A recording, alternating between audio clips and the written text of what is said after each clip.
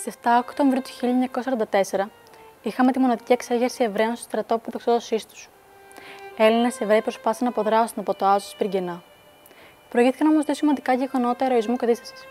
Το πρώτο περιστατικό εξέγερσης των Ελλήνων Εβραίων στον Μπίρκεναου, αν και παθητικό, αναφέρεται από την Όλγα Λέγκελ στο βιβλίο της «Οι Πέντε Καμινάδες». Η μεταφορά των Ούγγρων Εβραίων έκρινε αναγκαία για τους SS μια αύξηση του αριθμού των Sonderkommando. 400 Έλληνες από τη μεταγωγή της Κέρκυρας και της Αθήνας διατάχθηκαν να ενσωματωθούν στο Sonderkommando στις 22 Ιουλίου του 1944. Τότε κάτι πραγματικά συνήθιστο συνέβη. Αυτοί οι 400, παρά τα σειρματοπλέγματα και τα μαστιγώματα, έδειξαν ότι δεν ήταν δούλοι, αλλά ανθρώπινα όντα. Με σπάνια αξιοπρέπεια, οι Έλληνες αρνήθηκαν να σκοτώσουν τους Ούγγρους.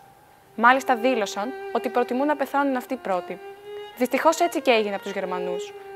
Αλλά τι μάθημα, χαρακτήρα και θάρρους έδωσαν αυτοί οι Έλληνες αγρότες.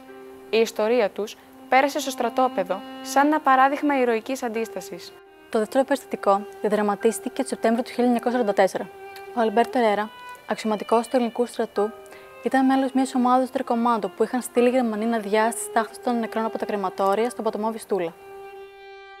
Κουβαλούσε σε αυτή τη λιμνούλα σε καροτσάκι στάχτες όπως εισάριαζε από τους φούρνους και κάποια στιγμή ο Γερμανός, ο οποίος του συνόδευε, κάτι τον είπε, θύμωσε με τον Γερμανό, σηκώνει την αξίνα και τον δίνει μια στο κεφάλι και τον σκοτώνει. Τον πυροβόλησαν. Το πτώμα του βρέθηκε την επόμενη μέρα. Από τον Ερέρα έχουμε τις μοναδικές φωτογραφίες που δείχνουν αποτέφρωση πτωμάτων στα γερμανικά στρατόπεδα και αποτέλεσαν τρία από τα πολυτιμότερα τεκμήρια του Ολοκαυτώματος στη δίκη της Νιρεμβέργης. Οι φωτογραφίες είναι συγκλονιστικές και αποτυπώνουν τη βαρβαρότητα, το μίσος και τα πιο κτηνώδη ένστικτα.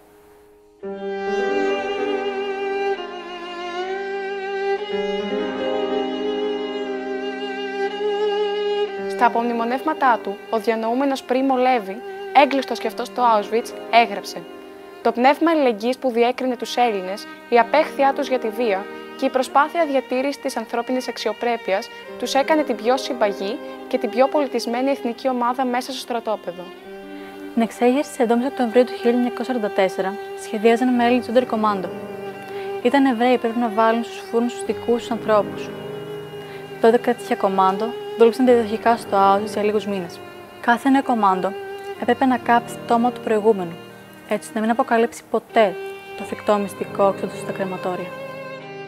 Οι Sonderkommando παρέμεναν απομονωμένοι από το υπόλοιπο στρατόπεδο. Οι Έλληνες, ωστόσο, τραγουδώντας δίθεν τραγούδια του Μάρκου Βαμβακάρη με αλλαγμένους στίχους, φρόντιζαν να μεταδοθεί στο γειτονικό Κάναντα Commando, όπου εργάζονταν αρκετές Ελληνίδες στη διαλογή ρούχων, τι γινόταν μέσα στα κρεματόρια.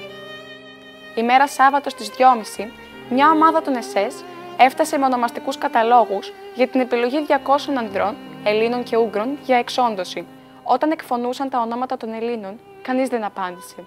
Κάποια στιγμή ακούστηκε μια φωνή, πιθανόν του Ιωσήφ Βαρούχ, στα ελληνικά. «Θα γίνει ναι ή όχι, ρε το ντου που λέγαμε». Οι κρατούμενοι αφόπλησαν τους Γερμανούς φρουρούς και οχυρώθηκαν μέσα στο κρεματόριο 3. Δυστυχώς, έντρα στα άλλα κρεματόρια δεν είχαν κινηθεί. Ο διεθνητισμός είχε χαθεί. Μέσα σε λίγη ώρα, ισχυρές δυνάμεις φρουράς με πολυβόλα και σκυλιά είχαν υπερκυκλώσει την περιοχή.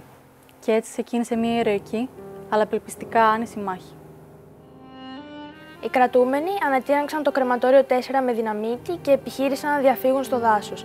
Οι περισσότεροι έπεσαν από τα καταιγιστικά πυρά, ενώ οι υπόλοιποι που πιάστηκαν εκτελέστηκαν επί τόπου.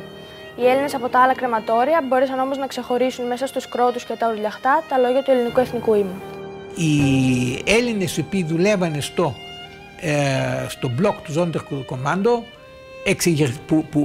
που δεν ακολουθήσαν την εξέγερση αλλά εξεγερθήκανε και αυτοί, είχαν υψώσει και ελληνικές σημαίες από κουρέλια που βρήκαν το μπλε, δεν το ξέρω, αλλά το άσπρο υπήρχαν από τα σεντόνια του, που κάτι βρώμικα καλύματα τα οποία είχαμε, και κάναν ελληνικές σημαίες.